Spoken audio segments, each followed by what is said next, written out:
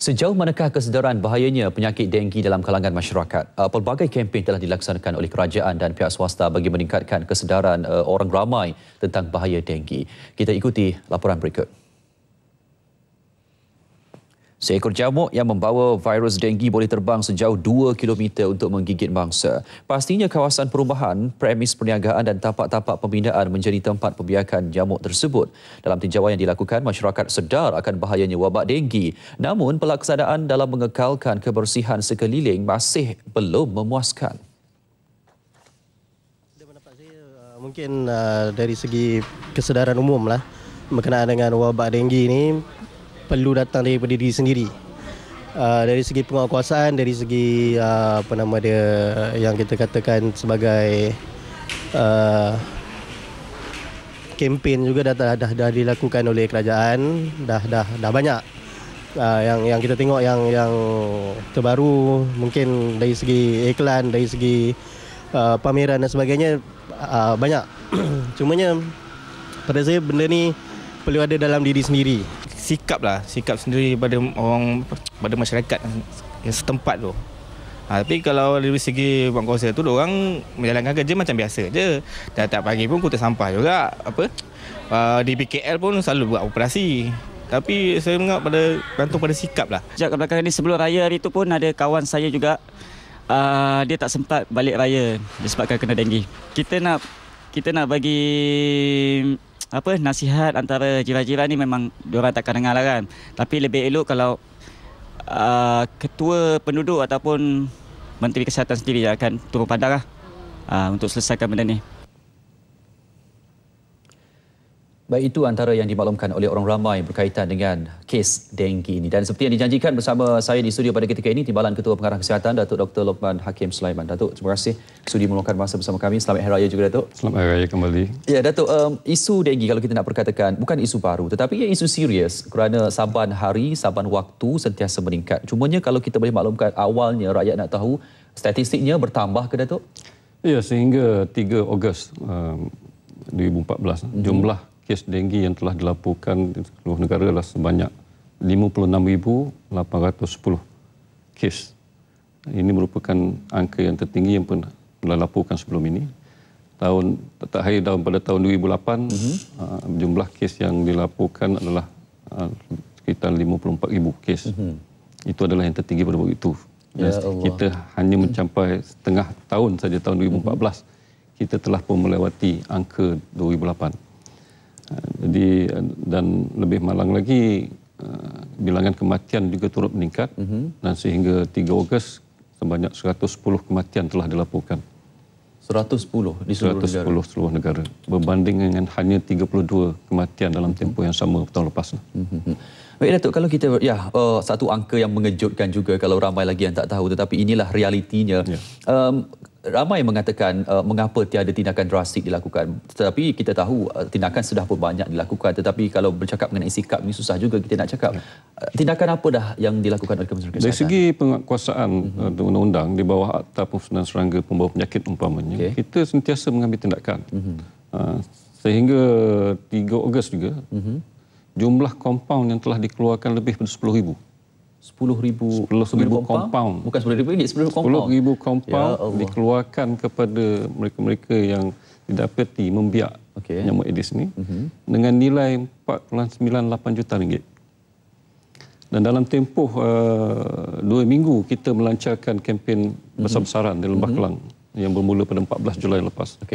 Kita telah mengeluarkan kompaun sebanyak 122 kompaun dalam masa 2 minggu saja, dengan nilai 61,000.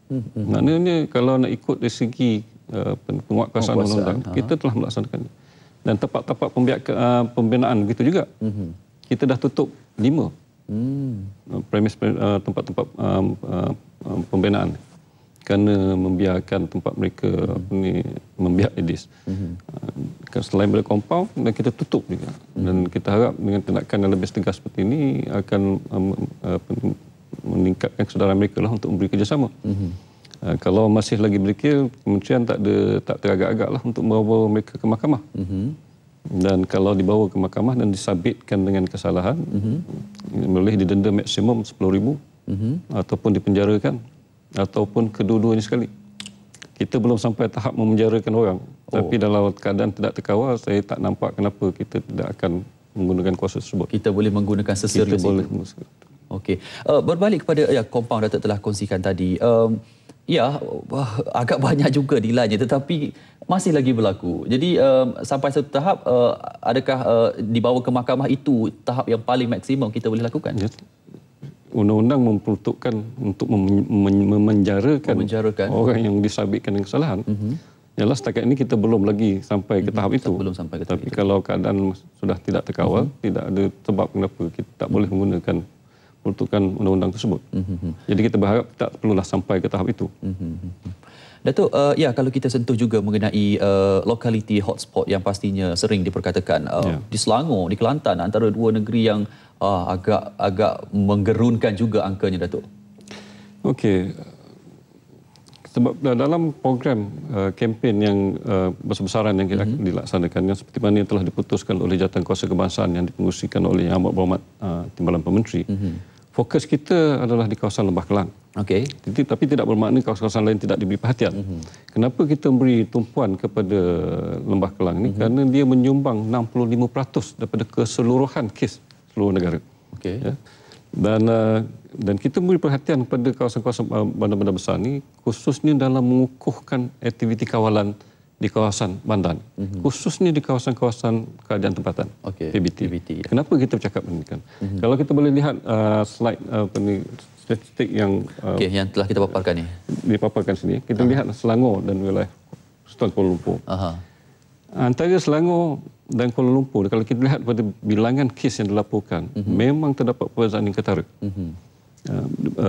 Kalau di Selangor, tumpuan masalah kes denggi di Selangor adalah di dalam 4 buah daerah saja. Petaling, Kelang, Gombak dan Hulu Langat yang bersempadanan dengan Kuala Lumpur. 4 daerah ni menyumbang hampir lebih 20,000 kes. Berbanding dengan Kuala Lumpur hanya 3,000 kes. Jadi kalau kita lihat, bila kita analyse kenapa bukan mungkin antara penyumbang ni mungkin gambar yang slide yang berikutnya tu. Menunjukkan bahawa kalau kita lihat di wilayah Sultan Kuala Lumpur, pencapaian aktiviti kawalan tu jauh lebih baik daripada apa yang berlaku di Selangor. Kalau di Kuala Lumpur dia boleh mencapai sehingga 40 hingga 60% aktiviti kawalan, tapi di Selangor, di kawasan-kawasan Majlis Kerajaan Tempatan di Selangor hanya mencapai antara 10 hingga 15%.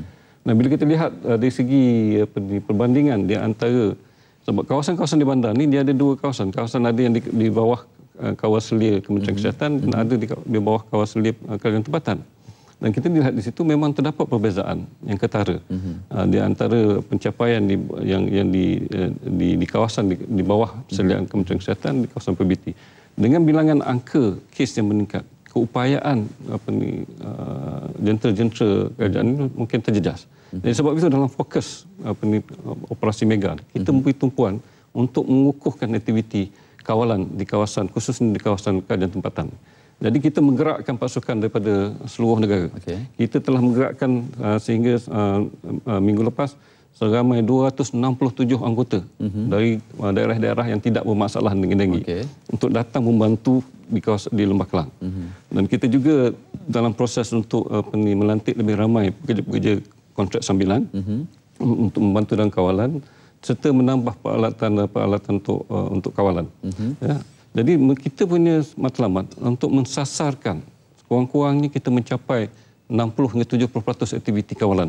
Jika kita dapat melakukan itu, insya-Allah kita boleh mengawal masalah denggi di kawasan tersebut. Di samping itu di kawasan-kawasan hotspot umpamanya, kita akan menggerakkan masyarakat di situ supaya bersama-samalah membersihkan rumah mereka dan sekitar mereka. Jadi kita termasuk dalam usaha ini kita menggerakkan pegawai-pegawai pendidikan kesihatan kita daripada seluruh negara untuk betul tumpu ke kawasan Lembah Kelang ini, khusus di kawasan hotspot ini, untuk bersama-sama dengan masyarakat setempat. Kita nak gerakkan balik mana-mana yang tak ada kombi itu, kita nak wujudkan kombi. Mana yang dah ada kombi tapi tak aktif, kita nak aktifkan balik. Sebab kalau kita tak usaha untuk menghapuskan tempat-tempat pembiakan tu, sampai bila masalah ni akan berterusan. Sebab fogging semata-mata tak akan dapat menyelesaikan masalah. Betul. Jadi sebab itu usaha untuk menggerakkan masyarakat sendiri juga turut diberi tumpuan dalam kempen yang kita akan laksanakan. Jadi kalau di Kelantan tu masalahnya sama juga. Sama juga. Ya, kawasan kita pun menggerakkan aktiviti yang sama. In fact, saya di Kelantan mereka telah pun melibatkan agensi seperti Rela untuk membantu meningkatkan aktiviti-aktiviti kawalan di kawasan. Jadi usaha ini akan diteruskan di mana-mana di kawasan di seluruh negara lah. Ya.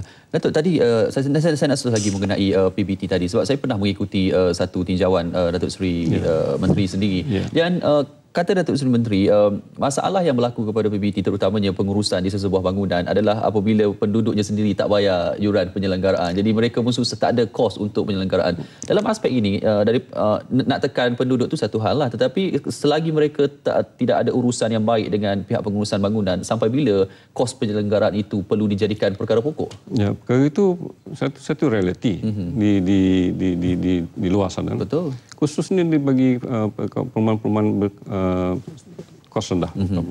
Jadi penyelenggaraan itu memerlukan kos. Betul. Jadi satu kaedah dan mekanisme perlu diwujudkan supaya kos untuk penyelenggaraan ini diwujudkan.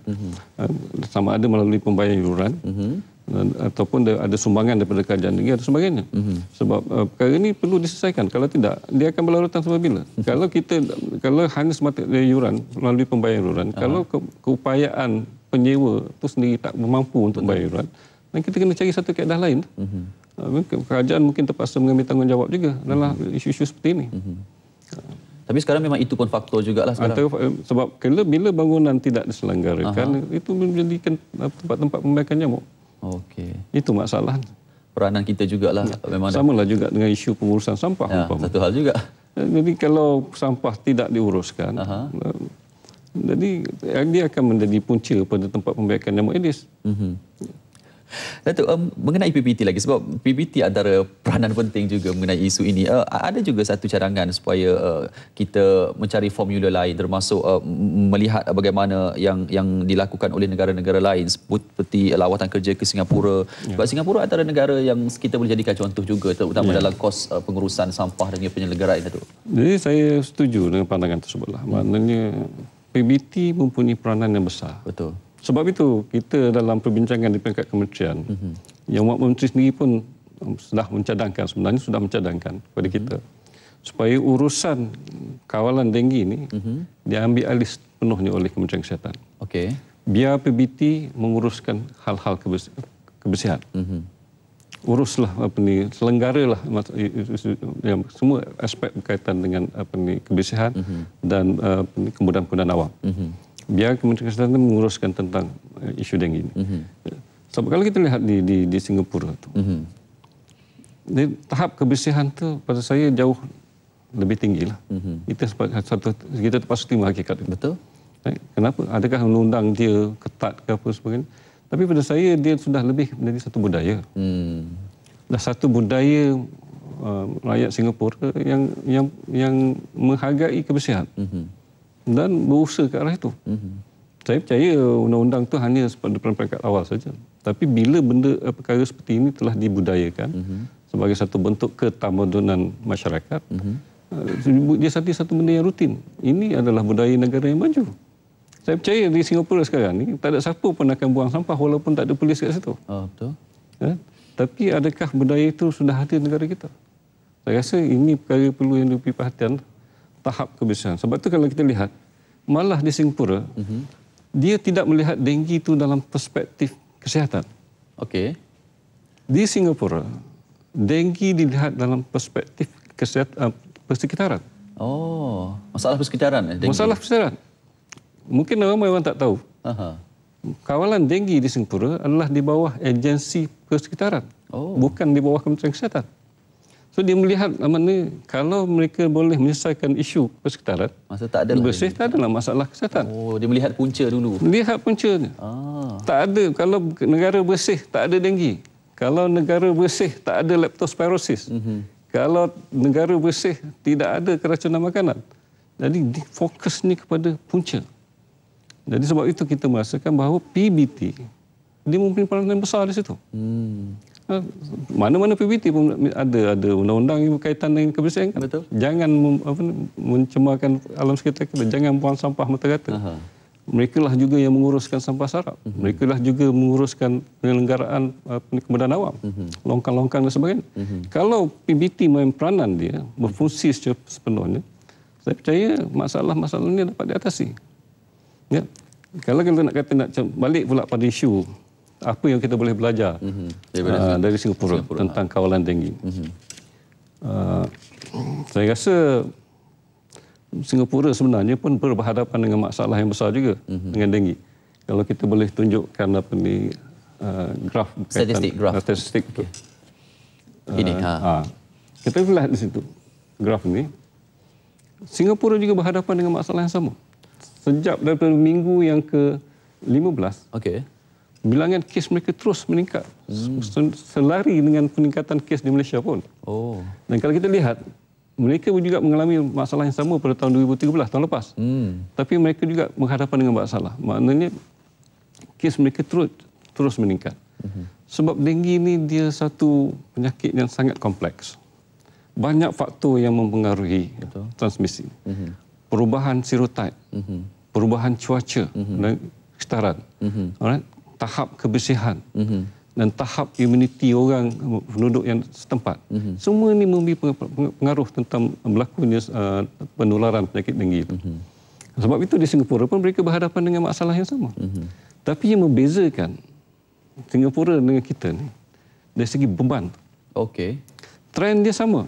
Semua banyak negara menghadapi peningkatan kes dan Malaysia dengan Singapura pun sama. Tapi beban kes tu berbeza. Di Singapura dianggarkan sehingga minggu yang ke-30 mereka telah melaporkan sekitar 11,700 kes. Tinggilah juga. Jadi kalau kita kira insiden, dia sekitar lebih kurang sebanyak 261 kes bagi setiap 100,000 penduduk. Kalau kita bandingkan dengan Malaysia, di Lembah Kelang, sebab kita tak boleh gandingkan Singapura dengan Malaysia secara keseluruhan. Sebab Malaysia ni sebahagian besar ni pun ada orang di luar bandar. Luar bandar tak ada risiko denggi. Jadi kita nak kena compare Singapura dengan di Lembah Kelang. Populasi ini lebih kurang sama 5 juta dan penduduk pun di bandar. Kalau kita lihat di Lembah Kelang, kita punya insiden adalah setinggi 560 per 100,000 penduduk. Jadi beban tu 3 kali ganda daripada Singapura. Jadi makna faktor-faktor kompleks tadi semua ada peranan. Di Singapura, di Malaysia, perubahan serotype, perubahan cuaca, perubahan iklim, semua itu benda yang tak dapat di luar kawalan. Tapi ada benda yang boleh dikawal. Kebersihan. Jadi kalau kita lihat pada statistik tempat-tempat pembiakan, kita dapati indeks pembiakan Aedes di negara kita cukup tinggi. Lebih pada 1% setiap minggu sepanjang tahun. Sehingga mencecah sehingga 3-4%. Sedangkan tahap yang dibenarkan adalah dalam 1% saja. Dan kita lihat graf ni pun, trend kes denggi yang warna merah tu diikut trend indeks pembiakan. Bila indeks naik, dia naik. Dan indeks pembiakan di negara kita memang tinggi, cukup tinggi. Jadi membezakan antara kita dengan Singapura tu pada saya, benda-benda di luar kawalan tu sama. Perubahan serotype sama, perubahan cuaca sama. Walaupun Singapura berhadapan dengan trend peningkatan yang sama dengan kita, tapi beban kes tu kita jauh lebih tinggi. Kerana tahap kebersihan itulah pada saya yang perlu kita tingkatkan. Baik Datuk, masa kita pun tak berapa panjang. Datuk sudah perkongsikan dengan banyak tadi. Cumanya akhir sekali kalau kita boleh rumuskan di sini. Nak turunkan beban ini secara drastik agak sukar buat masa ini. Tetapi dengan apa yang Kementerian lakukan, dengan sokongan PBT, kalaulah penduduk mengetahui di lokasi mereka berlakunya peningkatan mendadak jangkitan ini, apa yang dalam masa terdekat ini mereka boleh buat dan juga Kementerian boleh bantu? Dan kita akan setiap kes yang dilaporkan kita akan masuk dan memastikan tindakan kawalan akan dibuat. Tapi kita akan buat fogging dan sebagainya. Tapi fogging macam saya kata tadi mesti diikuti dengan usaha untuk memusnahkan tempat pembiakan. Lepas fogging tu penduduk pula kena buat. Sama-sama kena buat. Semua setiap orang, setiap rumah di kawasan perumahan tu kena buat. Kalau ada 100 buah rumah, 80 buat, lagi 20 tak buat. Yang 20 pun boleh menyumbang pada masalah. Mengharapkan Kementerian datang fogging semata-mata tak boleh? Tak boleh. Sebab nyamuk dewasa akan keluar memang daripada tempat-tempat yang tidak disunahkan. So sampai bila kita nak fogging? Betul. Kalau tiap-tiap minggu fogging nanti kan lain pula jadinya. Okey, baik. Dan sebab itu peranan masyarakat tu, individu dan masyarakat sangat penting dalam kawalan denggi. Sebab denggi ni dia menular di dalam satu setempat, bersifat setempat. Walaupun tadi disebut dia boleh terbang 2 km. Dia tak perlu terbang 20 km. Dia cuma duduk di dalam rumah itu saja. Dia gigit seorang, dia cukup. Dalam rumah itu sendiri dah ada pemangsa yang untuk dia isap darah. Kenapa dia nak perlu terbang jauh-jauh pergi tempat lain? Ya sebab itu dalam persekitaran kita kena pastikan tiada tempat pembiakan. Dalam statistik kita pun 70% daripada tempat pembiakan adalah di premis-premis kediaman. Kita kata tempat construction dan sebagainya ialah ia menyumbang juga. Tempat sampah pun menyumbang juga. Tapi dalam rumah sendiri 70% daripada tempat pembiakan. 70%, satu angka yang begitu ketara juga sebenarnya. Baik Datuk, terima kasih banyak-banyak sudi bersama kami. InsyaAllah Kementerian Kesihatan sangat berusaha hati kerana kita sentiasa mendapat balas daripada mereka. InsyaAllah kalau ada apa-apa yang terkini, Datuk boleh update nanti. InsyaAllah. Terima kasih Datuk Dr. Lokman Hakim Sulaiman, Timbalan Ketua Pengarah Kesihatan. Jadi insyaAllah sedikit sebanyak dapat berikan gambaran kepada anda mengenai denggi yang ketara berlaku di negara pada ketika ini.